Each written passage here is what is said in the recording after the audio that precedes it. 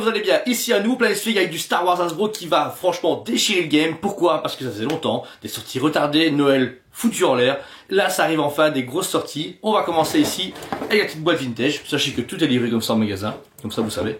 Quand on achète plusieurs, vous achetez une figurine, vous aurez un colis. Mais du coup, qu'est-ce qu'on a de bon aujourd'hui? Tout d'abord, on a les premières figurines vintage collection de Andor. Donc, alors, trop tard, hein, sorti au mois d'août, septembre, non, octobre, je pense, la série. On est comme au mois de mars, vous êtes tard que jamais. Alors, personnage de Vel Sartha, super cool personnage, super bonne série pour les gros fans de Star Wars, mais je pense que la nouvelle génération n'est pas trop attardée là-dessus. Ils font, ah ouais, mais Star Wars, machin, je suis pas trop fan. Voilà. Mais en tout cas, celle-ci, super cool, mais incomplète, on n'a pas encore tout. Donc là, c'est la première héroïne, qui est dispo au magasin, forcément. Juste après, alors qu'est-ce qu'on a de bon? Là, eh ben, on a l'antagoniste Cassian Andor. Une version du coup de la série télé uniquement, encore une fois le même logo, super belle figurine, le packaging est terrible, le visage encore une fois hyper géré par Hasbro. Ça Hasbro a monté ses prix depuis déjà presque un an, mais la qualité est au rendez-vous. Juste que les gammes de sortie ou des fois l'originalité n'est pas trop au rendez-vous, mais celle-là c'est super beau. Ensuite, eh bien, en avance pour la suite du jeu, Jedi Survivor de Cal Kestis, j'arrive jamais à le dire correctement, est hyper cool. Pourquoi? Parce que déjà sorti en Black Series, mais on pouvait pas voir ce qu'il y avait dedans, figurine scellée. Ici, le visage est bien réussi pour une version jeu vidéo. On a BD avec lui, ça c'est cool en dessous. Deux sabres laser, un éteint allumé et un fameux pistolet laser qu'on a avec. Ça, grosse figurine, et n'oubliez pas les versions gaming sont très rares, donc si vous les ratez après, bon courage pour les avoir. Alors, ensuite, ah ouais, ça je donne qu'à patience, il y a presque 2 ans, est sorti en exclusivité Target, un ATST de Mandalorian avec des couleurs rouges, et voici le Clatooinien Rider qui va avec. C'est bien. Pareil, 2 ans et demi plus tard, un ATST que tout le monde s'arrache à 300 $ sur eBay et ne peut pas avoir en grand commerce. Et bien, enfin, moi j'ai pu l'avoir parce que je l'ai fait importer, nous avoue. Et voici son Rider qui va avec, 3 ans plus tard. Félicitations. Très belle figurine quand même pour les collectionneurs de Mandalorian. Et pour ceux qui ont l'ATST chez eux, bah, vous avez enfin de quoi mettre dedans. Autant que jamais. Toujours en Mandalorian pour finir, ça plus récent, cool, mais encore une fois un peu trop tard. Luke Skywalker en version du coup...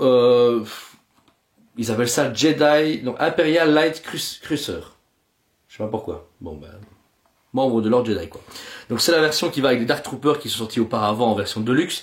Vraiment cool pareil. J'aurais aimé peut-être même pour une fois un sabre laser avec une lame Commode Toys, légèrement développée. Comme ça si on le mettait en mode action, ben, il y avait un effet de combat de sabre laser.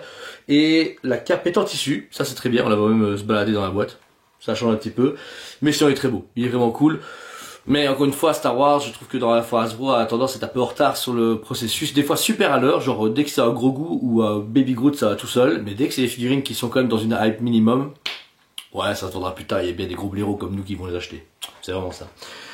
Grosse hype aussi pour cette année, les 40 ans de l'épisode 6 ont sonné, et ouais, 2023, ça fait 40 ans que l'épisode Retour du Jedi est sorti, félicitations. Je vous ai déjà présenté à Boba Fett il y a quelques semaines, voici une partie du reste de la série. On va commencer sur la Princess Leia version Andor. Alors le visage est pas terrible, c'est du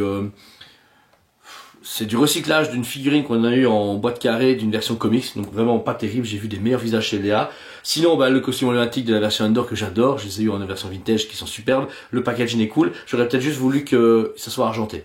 Pas toute la carte soit, le mica soit brillant, mais juste le contour, ça aurait été plus anniversary que simplement faire du recyclage. Parce que là, encore une fois, c'est une belle figurine, mais c'est une belle Princess Leia version comics, ils ont foutu un costume vert dessus. Donc là, je suis un peu déçu, j'avoue. Mais bon. Ensuite, le fameux Lando Calrissian en version Steve Guard. Donc là, il est génial. Le visage, par contre, toujours cool. Comme celui déjà vu, on a déjà eu en version archive et en version Black Series. Donc, 3e version ici, Lando Calrissian. Waouh, génial. Mais bon, vous savez très bien, c'est la carte qui fait tout. On vous rappelle, c'est des gros formats. C'est bien, mais pareil, voilà. En fait, sincèrement, ils sont pas fait chier. Ils en ont fait 6 pour l'anniversary. Boba Fett, waouh. Lando, waouh. Han Solo quand même, j'ai hâte de le voir en vrai. Léa, bah, ouais, ok. Wicket, ça marche toujours à Wicket. Quoi qu'il arrive, sur Wicket, ça marche bien. J'ai hâte de la voir. Et le Biker Scout, ça on l'a reçu. C'est une grosse demande dessus. Il est enfin sorti. Son charme, c'est quoi? Encore une fois, tout. Le packaging, la figurine et tout. C'est une version archive, c'est une version Black Series refaite une 3e fois. Donc si vous l'avez raté, impossible, là c'est pas possible. Le seul problème, c'est que c'est encore des micas fermés. Donc si vous voulez l'ouvrir, il faut déchirer la boîte. Contrairement aux versions archives et Black Series qu'on a pu avoir auparavant. Mais réellement, celles-ci, elles sont dingues. Mais du déjà vu. Par contre, unique en son genre, un point positif parce que c'est une figurine, point négatif, ce sont des figurines scellées, on voit pas ce que c'est. La reste de la gamme Andor, donc comme vous pouvez voir, un nouveau packaging chez Hasbro. Alors il est quand même beau, mais c'est de la merde. Je le dirais, mais vraiment toute ma vie, ça a fait chuter les ventes, tout le monde s'en fout parce qu'on ne voit pas sa figurine. Alors certes, on peut les déballer facilement, mais il y en a qui ne les déballent pas, il y en a qui aiment bien montrer leur figurine au mur, papier peint. Et c'est triste, parce que la mode Modema, en plus, c'est la première fois qu'ils la font en version sénateur. Encore une fois, c'est la fraise qui va aller avec tout le reste, génial. Mais merde, au bout de carton. Je suis désolé, c'est vraiment un bout de carton. Mais bon, voilà. C'est très bien, je suis franc.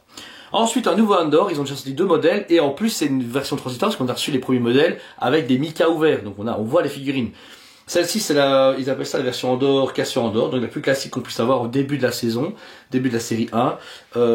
Pareil, belle image, beau personnage, comme vous pouvez voir, on ne voit que dalle, donc bon courage pour savoir si c'est beau ou pas, on verra bien. Ensuite, Luten Rael, alors une prestation de dingue de la série, un personnage de fou, mais pareil, c'est d'une série qui est vraiment consacrée, la série télé, autant que la série de figurines, est consacrée aux gros fans de Star Wars et aux fans de la série. Genre entre Luke Skywalker ou des deux, et ça, on va en vendre beaucoup moins. Mais c'est bien de les avoir fait, c'est ça que j'aime beaucoup avec Hasbro, c'est que si on est fan de Star Wars, on a quand même tout chez en Black Series. Tout. Pour faire la fresque, autant que pour faire des scénettes, des combats, etc. Donc, bien, c'est en version de début de saison. Et pour finir dans la gamme Andor, on a la fameuse, du coup, Bix Kalen. Ils sont des noms à coucher dehors. Alors, une très belle femme, en parenthèse, franchement, très belle. Et qui se fait torturer à la fin de la saisie, mais bon, ça c'est autre chose. Alors, elle est là en début de saison, enfin début de série, où on la voit quand elle est bidouilleuse, etc., et qu'elle est mécano. Pareil, très belle. La photo est très belle. La figurine est sûrement aussi. On ne saura jamais.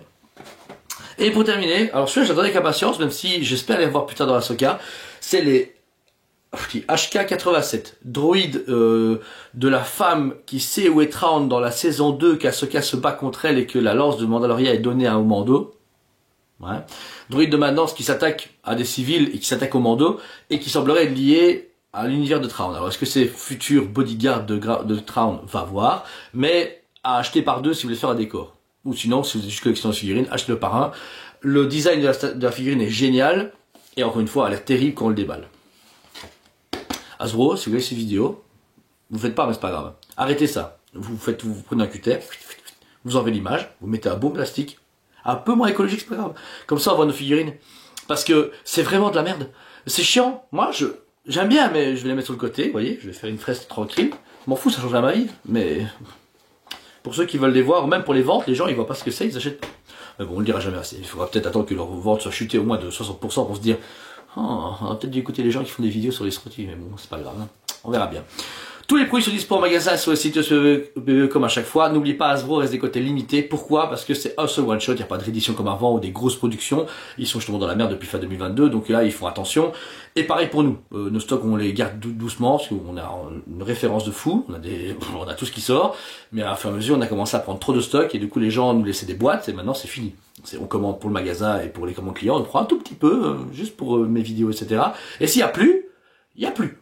Fini. Donc voilà. Et encore une fois, il y a beaucoup de choses qui vont arriver dans les figurines. Pourquoi? Parce qu'on a eu malheureusement des gros déplacements de stock à faire. Certains gens qui ont commandé chez moi ont pu voir une latence dans les figurines par rapport au statut. Je m'en excuse. Mais on a déplacé des stocks énormes. Et c'est pas comme une statue Prime qui prend genre une grosse caisse que je prends, c'est facile. Quand c'est des boîtes et des boîtes et des boîtes et des boîtes avec plein de références mélangées que mes collègues ont mélangées ou que des clients n'ont pas venu chercher, que j'ai dû reprendre des machins, ça a été le bordel over et je dois reprendre du coup tout le travail qui me prend du temps en parallèle à mon travail. Donc, je m'excuse, je sais que j'ai beaucoup de clients que j'ai dû un peu faire attendre, que j'ai dû trouver des systèmes D, etc. Et ça m'ennuie beaucoup. Et là, ça va changer parce qu'on a plus de temps et qu'on va le prendre. Et toute dernière chose, par rapport aux figurines, vous allez être contents. J'ai pu faire une expo sur Zano récemment à Chaudfontaine, donc vers le mois de décembre, novembre, si vous avez pu y aller, mais c'était pas mal. Mais je trouve qu'il y a moyen de faire mieux. On va faire mieux. On est en train de travailler sur un système d'expo où des figurines vous pourrez être mis à disposition des gens pour les voir, comme un mini musée, mini expo.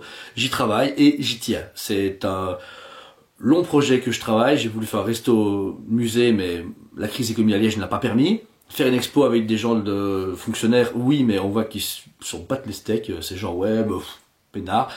Je vais faire ça moi-même avec mon équipe, je m'y engage, clin d'œil.